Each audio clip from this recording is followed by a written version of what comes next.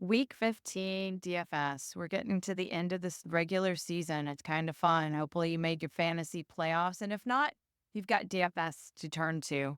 So let's just jump right into it and see what won last week and what we can learn from that. I It know was I a didn't win. wild week. I think we saw the Eh, highest average score in about 2 years. I know I had some lineups in like the 160 that didn't end up getting paid. And I know some people had a lineup over like 200, which typically might like win a tournament and they end up with like $10 and like finishing like top 5%. It was I crazy. I was that in that bucket. I got one at 199.7 and it didn't crack the top 10,000 in the tournament. Yeah. So let's Kind of review kind crazy. of uh, what we had. We had the week of the backup running backs, some late injury news that kind of shifted everyone onto those backup running backs.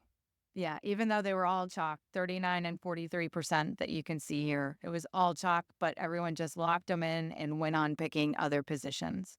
So then at that point, the decision kind of came who you paid up for, and there's a lot of right answers that were good.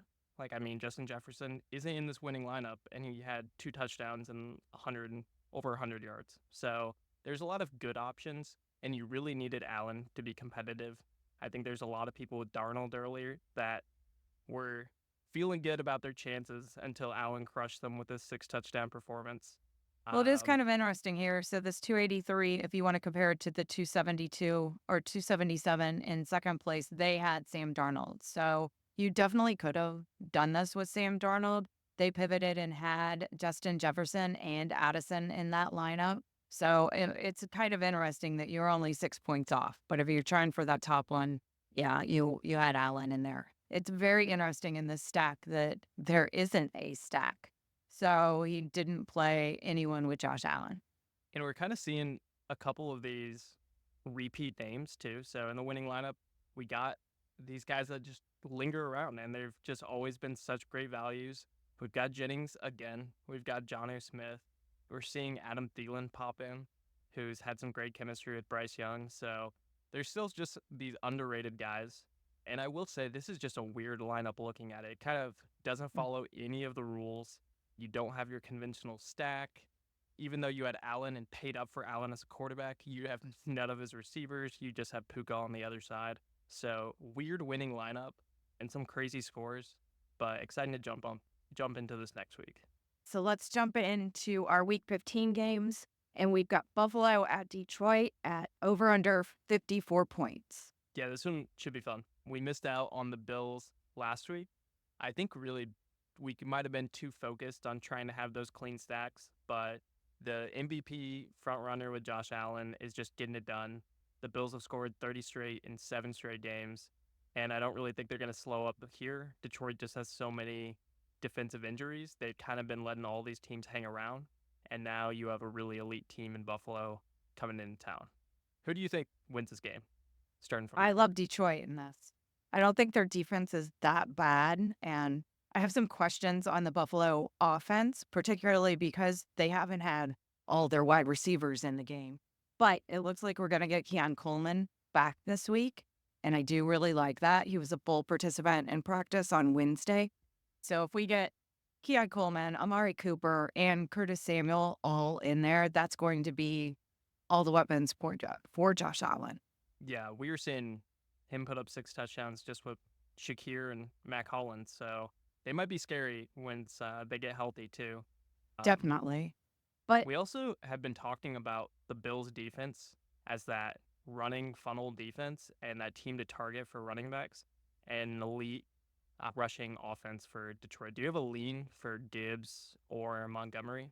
I love Gibbs. I think you've got to go with Gibbs in an important game like this. But we could see them use both of them and solely focus on that run game, I think.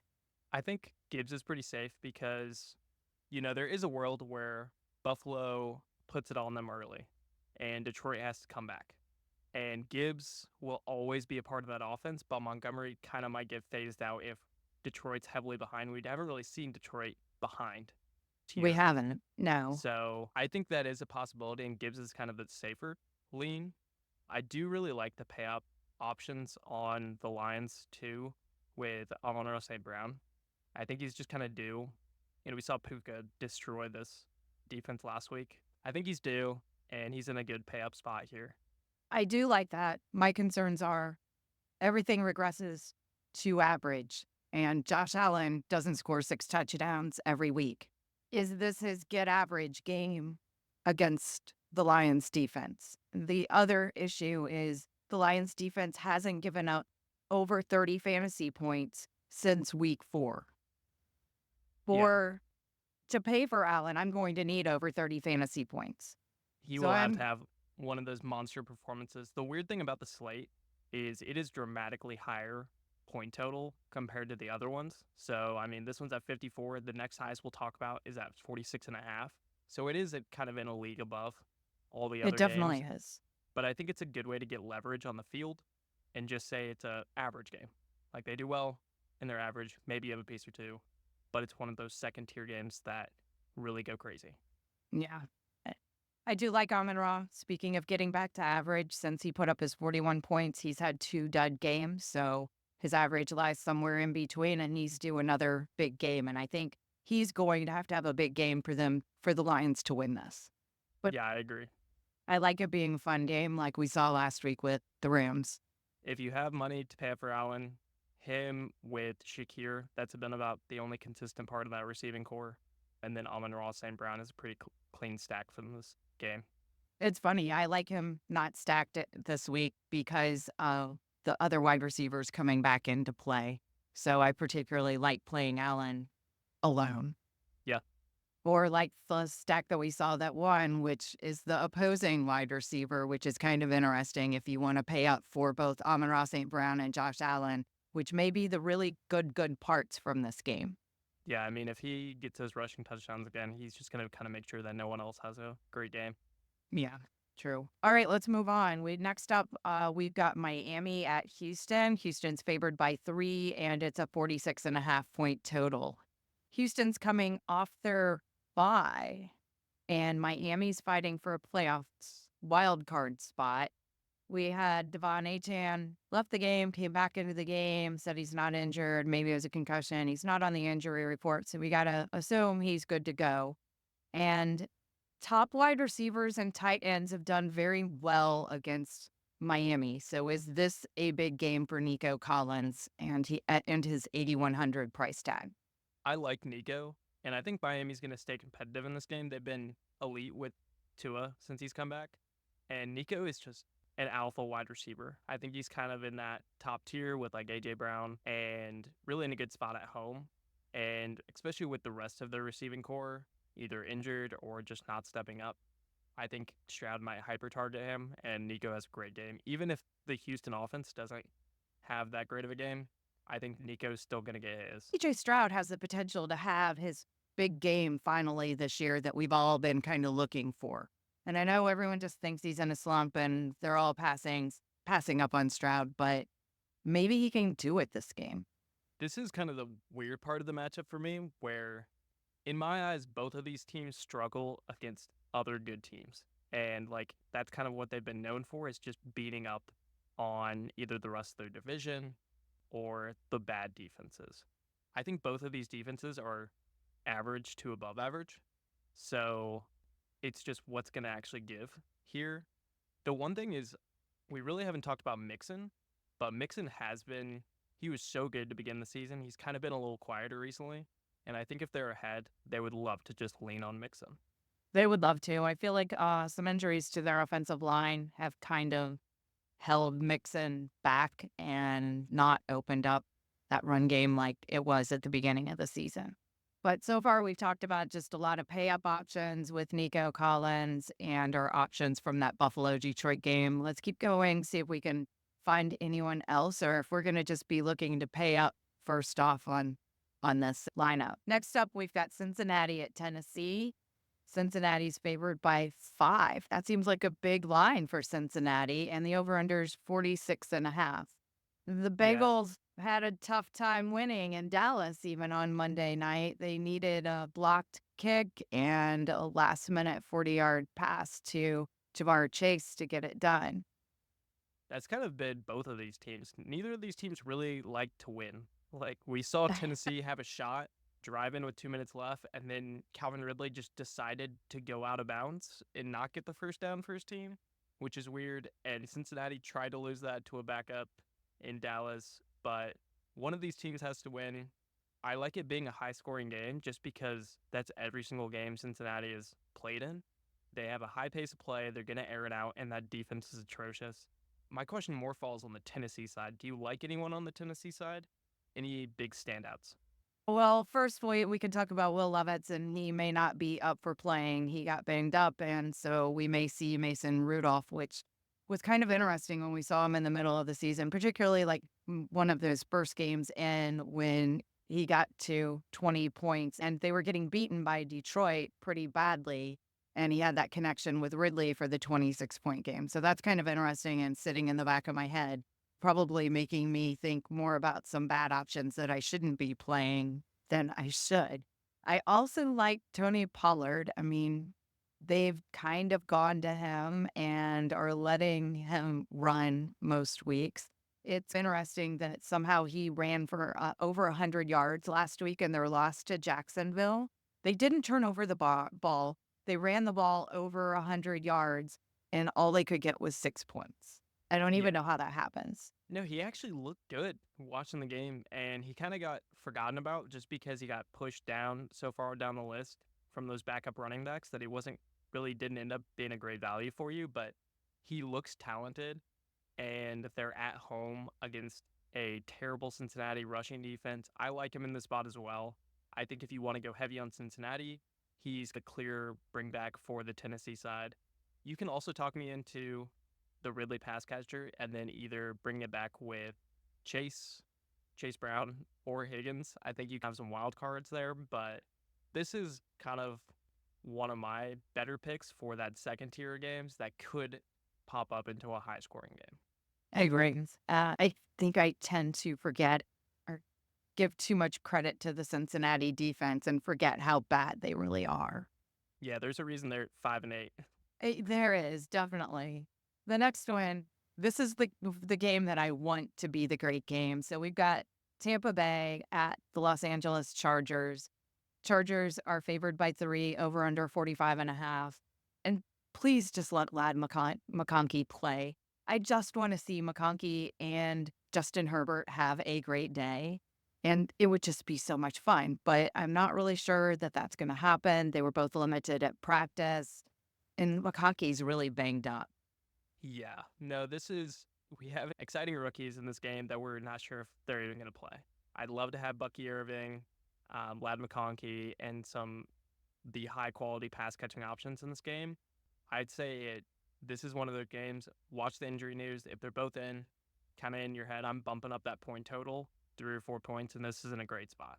If they're both out, I think you can go look elsewhere and find better options. I think if McConkey's out, then it does open up some avenues. We talked about those pay up options, but my money's on Herbert still getting it done with someone back there. So you're going to have some values. The backup tight end is Smart, and he's very cheap option. He's in the 2000s. You also have Johnson, which really just comes down to, is he going to catch the ball this week? You know he's going to have those opportunities against a Tampa Bay defense, but will he actually just come down with them? So my money is that Herbert gets him done. Watch out for the injury news on McConkey. I like him in the spot, or immediately I'm following down to whatever that number one option is. So I'm on the other side of the ball where most of my liking is assuming, that we do get McConkey and Herbert. I still like them. But I also like Rashad White, especially if Bucky Irving is out and it puts more of the workload on White. I can even go Sean Tucker. So White, the Chargers gave Bijan 28.5 points a few weeks ago. So they can give up some points, especially to running backs. And we know that Tampa Bay doesn't just use their running backs as running backs. So they're going to pass to them. And they are just as happy to pass to Rashad White as they do Bucky Irving. So I do feel that Rashad White is a steal at 5,800 in this game if we can get the passing going, particularly on the Chargers side. Yeah, I agree. And the Chargers defense, the strength of it has really been the rushing. So I don't think they'll just run into a wall. They'll try to get them out in space, pass catching options. And it does kind of open up that stack potential for including Rashad White. And the only receivers to really get it done against the Chargers have been those clear difference makers. So I like Mike Evans. I think he'll kind of get forgotten about. And if you want to play Baker, Mike Evans, White, and then maybe a Johnston, take that wild card, or McConkey if he's in, could be a fun play. Yeah, looking at the ownership projections, everyone is on the Chargers side. So Herbert's projecting to be the top owned quarterback at 16%. But then if you look at Rashad White at his 5,800 price tag, he's estimated to be 1% owned. I didn't look at the other ones, but that is kind of interesting that it does seem to be off Tampa Bay and on to most of the Chargers, which does, if you think this is the game, then flipping that script and going at the other side makes it very different. Yeah, absolutely. Next up, we've got the New England Patriots at the Arizona Cardinals. Arizona by 5.5 and over-unders 46. Anyone you like here? I love McBride. McBride's probably one of my favorite plays of this entire slate. It's just he has to catch touchdown. He has to do it at some point. He's a great tight end, and the team wants to get him in the end zone. He leads the team in red zone targets, and he doesn't have a touchdown in his 80 catches. That's ridiculous. Once he gets one, they're all going to come flooding in. He's going to just break the seal. He's going to go in, and then for the next few weeks, we're just going to have him being the touchdown machine. So Exactly. we've got to guess this is going to be the week that they want to get him involved, and they're going to get him in the end zone. I do love McBride. I think the Cardinals are due to bounce back, and overall they've been a good defense. I kind of like Kyler to figure it out, but I don't think he's really my favorite quarterback to play. I think he'll just do enough to support those other options. But really, I'm just looking at McBride. Do you have anyone on the New England side that you're looking Yeah, at? I don't mind that New England side. I feel like they're playing from behind, and Drake May is 5,600. He's shown us too that he can get it, he can pass, and if he's worth 22 points, he pays for that 5,600. So I do feel like he's a good option. On the Cardinal side, this is a great matchup for James Conner. So how can you not like James Conner in this as well? And them getting him the ball. So if you team up Drake May with Hunter Henry, I know now you're going to get rid of McBride because we're not going to do that whole two tight end mistake again. So if you pair up Drake May with Hunter Henry and run it back with James Conner, that's a super inexpensive stack. And then you can start paying up for other options on this slate like Jamar Chase that are great. I think they're probably safer in a lower scoring game, but might not have the same ceiling. But they're going to get a lot of the work. They're going to get a high percentage, and Arizona wants to rely on Connor. They do. That's for sure. We'll see. Connor McBride, you're going to have to pick which way that goes and get that game script in your head. Maybe I'll just do Connor and then my little side bet for a McBride 2 touchdown on Sunday. There you go. That would work. Because, yeah, we got to all feel like they got to get it to Connor and try to get that running game started. But then I can talk myself into, like I just said, that Drake May actually has a great day. And if he does, maybe he drags Demario Douglas and Hunter Henry along for the ride, and that makes Arizona do something. The Cardinals defense, some weeks it looks good, and some weeks it's a disaster. Yeah, extremely hit or miss. Yeah. All right, well, let's move on to another one that seems to be a little hit and miss, and we've got the Kansas City Chiefs at the Cleveland Browns. Kansas City by 4, over under 45. This game's supposed to be raining and 44 degrees and 15-mile-an-hour winds, which is just what Jameson Winston probably ordered up. He's trying to get that snow back. He doesn't quite have the temperature, but he wants those sloppy conditions and see if they can bang out this game and keep it in more of a defensive feel. If this goes defensive, I don't like Jameis Winston and the Browns because we saw that when they won a few weeks ago against the Steelers in that snow game. When they're in the game, they're going to pull back, and Winston's not going to throw it 50 times. I think Kansas City defense is a fun play if you have the money to pay up for at the end of building your roster, because we know those winds and that rain is not going to stop Jameis Winston. He's going to have his fun no matter what. And so we might see some of his long pass punts to the Chiefs. But can we trust anyone on the Chiefs side? Their offense has not looked good for months now. No, and now they've got, a complete share going on at the running back. So Pacheco and Hunt are back there sharing the ball completely. We have it on the Cleveland side as well. It is. Just kind of sounds ugly to me. We have a Kansas City team that likes to win by 1 or 2 points, and we have Jameis who loves to turn the ball over. Yeah, I think that's where this game is headed. I'd love to see this be our crazy score game, but I feel like it's a little bit more of a defensive matchup that both sides even can get some points and maybe a pick six. I think this is the one stack you're never supposed to do, but have your quarterback against your defense. If you say it's going to go that way, and you have Jameis, Judy, and the KC defense. Yeah, I think that the only way that will ever work is if it's Jameis Winston and he's getting to throw the ball. He looks like he's having a great time this season, at least. It's a lot of fun to watch him, even though they keep losing, but it's fun to watch. I like that. In the Jerry Judy situation, it looks like they're going to get Cedric Tillman this week back from that concussion, which makes me like Jerry Judy a little bit less because we saw Cedric Tillman being Jerry Judy before he went out with that concussion. And then when he went out, it was all Jerry Judy. It is a little bit interesting to see if how it's going to go with both of them. And I really like Njoku because the Chiefs do give up a lot of points to the tight ends. The problem is Njoku isn't practicing. He didn't practice on Thursday with a hamstring injury. And we know those hamstring injuries never usually end well for the weekend. Yeah, and one note on Tillman too is that his injury was a concussion. So a lot of the soft tissue injuries, the first week back, they're kind of still monitoring that injury, but a concussion, he kind of should be 100% once he's back healthy. Yeah, it makes him a fun play in this, and everyone else is on Judy. You can pivot and go to Tillman. Let's move on to Indy at Denver. Denver's favored by 3.5, over under 44. Both teams coming off a bye. I've got no interest in the Colts side. Richardson and Jonathan Taylor sharing the running, and no one can pay for themselves with that share going on, in my opinion. And the Denver defense has been good. Yeah, the only place they've been beat is extremely deep. So Pierce is your only dart throw on the Colts, I would say. But I really like the Bo Nix and Cortland Sutton stack. It's just been so reliable, and this is a bad Colts defense, especially coming off the bye at home. Let's go on to Washington at New Orleans. Washington's favored by 7.5 in New Orleans, and the over-under is 43.5. Washington defense is obvious in play, and who's even starting for New Orleans? Do you know?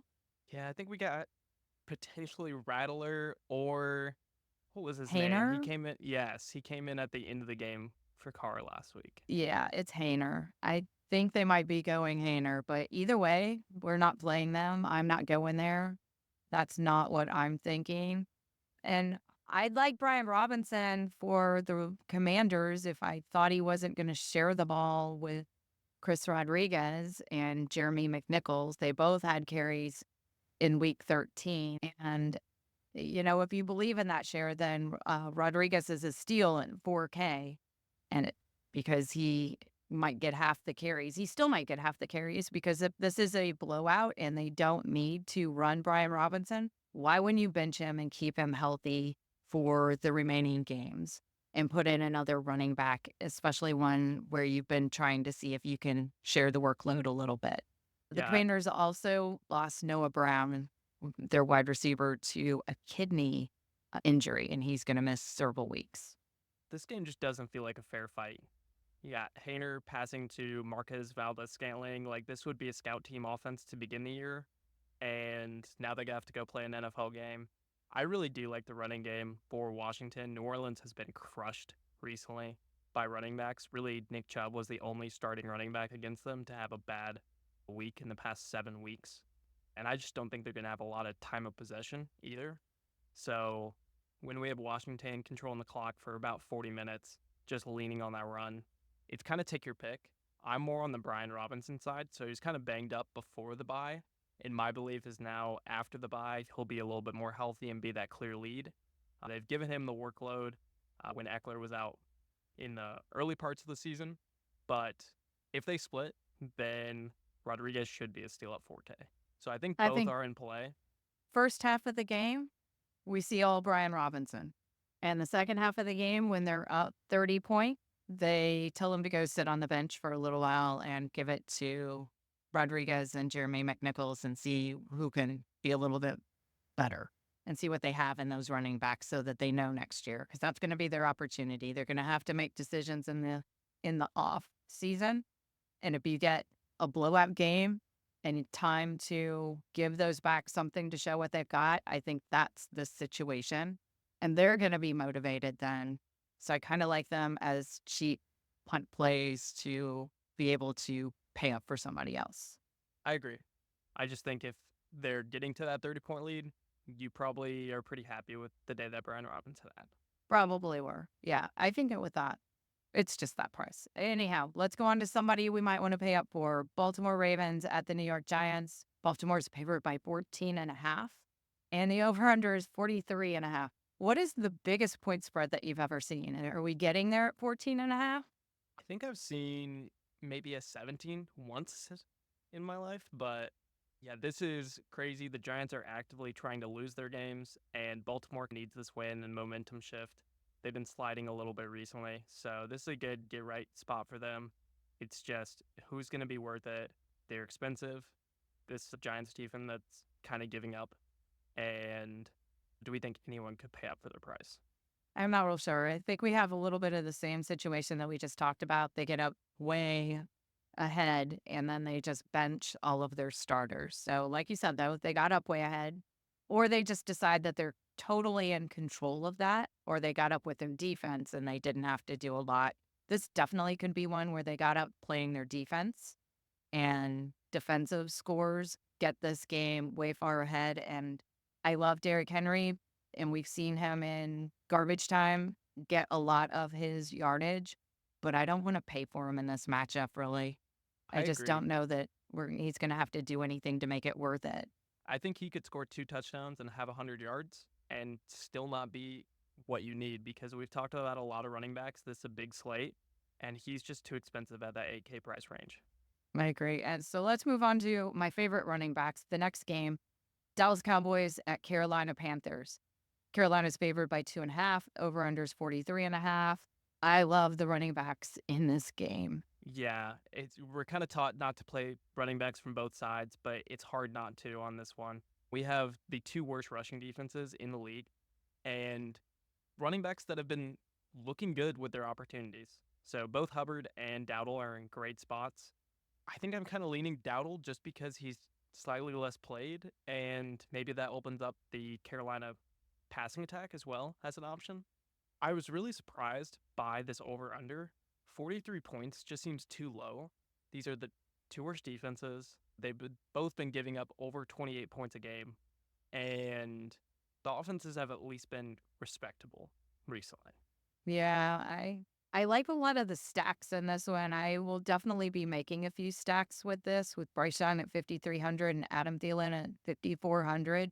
It does let you spend money on other players like Jamar Chase. We got to keep going back to Jamar Chase and got to figure out how to pay for him. So if we got to figure out how to pay for him, it might be with Adam Thielen or some pieces from this game because they're definitely cheaper in this game than some of the other options. And I like either side of it. If I had to bet on one of those players we saw in the last week's winning lineup popping up again, it'd be Adam Thielen. The chemistry between him and Young has just looked great. And your other options, Leggett dropped the potentially game-winning touchdown last week. It's just been a little off between him. Meanwhile, him and Thielen have gotten even better every single week. They have. And Chuba Hubbard, it's worth mentioning, doesn't have to share the ball anymore with Jonathan Brooks going out, tearing his ACL again. That'll be devastating, but he's no longer in that share, which is why I like Chuba Hubbard even more in this I game. agree. So Pittsburgh at Philadelphia. Philadelphia is favored by 5. Over unders 42.5. This just feels like a defensive standoff. Yeah, we get the Battle of Pennsylvania. I think the only one I'm interested in is maybe the squeaky wheel in AJ Brown. Maybe it Yeah, happens and they just hyper target him, but he's in a tough spot to pay up for. So I'm kind of he with is. you. Their salaries and Saquon's salaries just are so expensive based on what they've done in the past. And Pittsburgh is the matchup I'm circling to play against. I'm not either. All right, Jets and Jacksonville. New York Jets are favored by 3, even though they're at Jacksonville. Over-unders 40.5. This is just a stinker of a game, although the Jets have a really great matchup, and we could see their running backs do some good, but it looks like we'll probably be missing Brees Hall again this week. He has a chance to play, but not a great one. And then it looked like they went to a total share. And other than that, you got to believe that Aaron Rodgers can duplicate his 300-yard game that he had last week, which was his first 300-yard game in 3 years. I'm not going to bet on him doing 2 in a row. Yeah, I think there isn't a lot of motivation in this game. We got 2 3-win teams.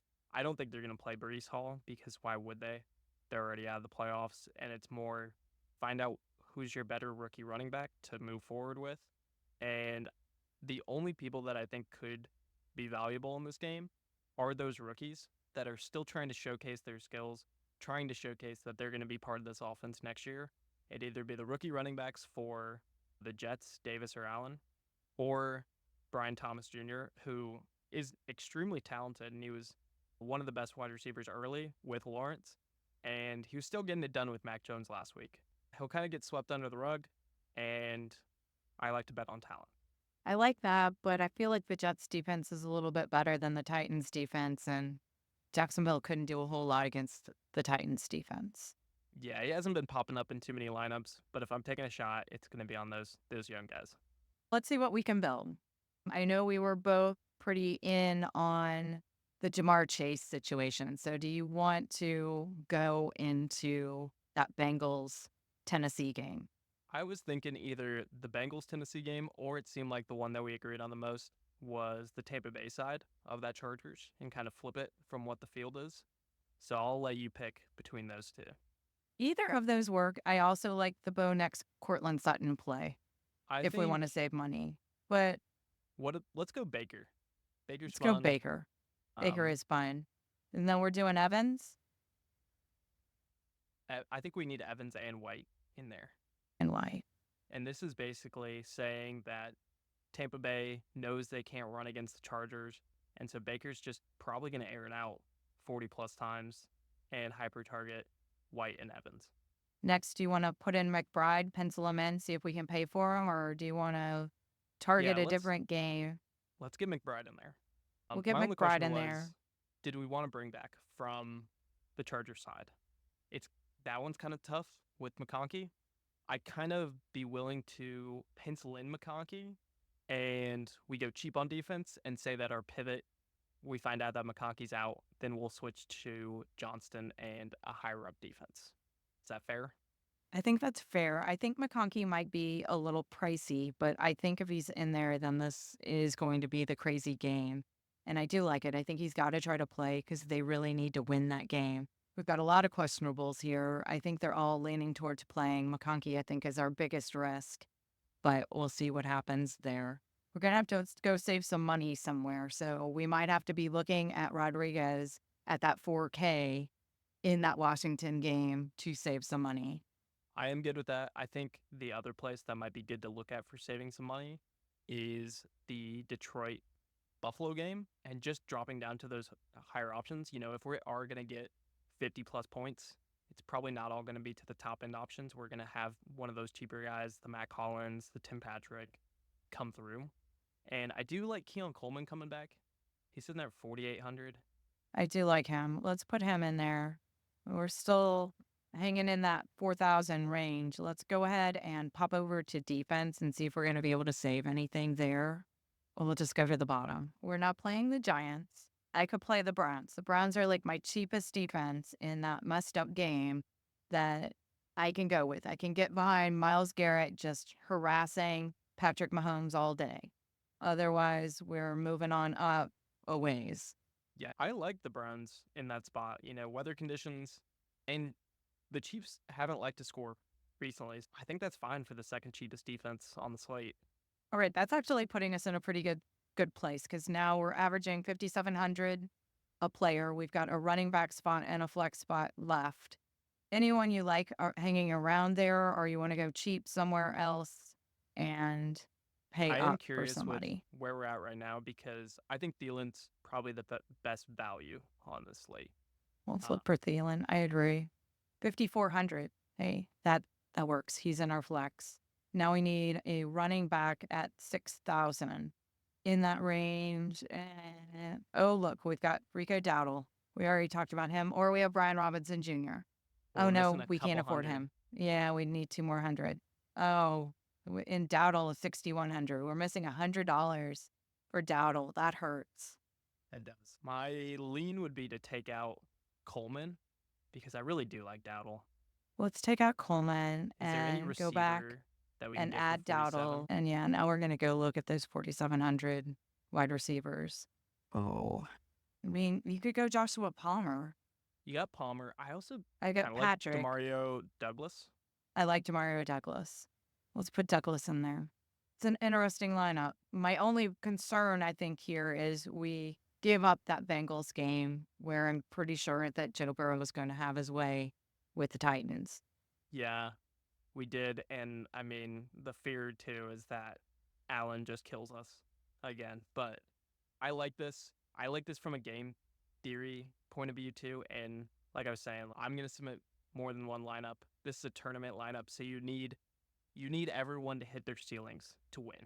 We're not Yeah, coming for second. We want to take down that tournament.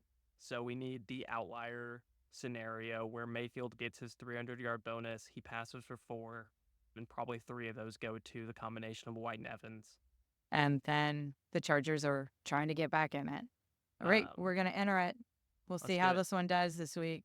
Well, that does it for week 15. Hopefully, everyone can get their lineups in and find some goodness. There's lots of goodness to have in this week's lineups, I feel. There's lots of options, just like last week. Last week got a little crazy for me with the lack of games and how good people were playing.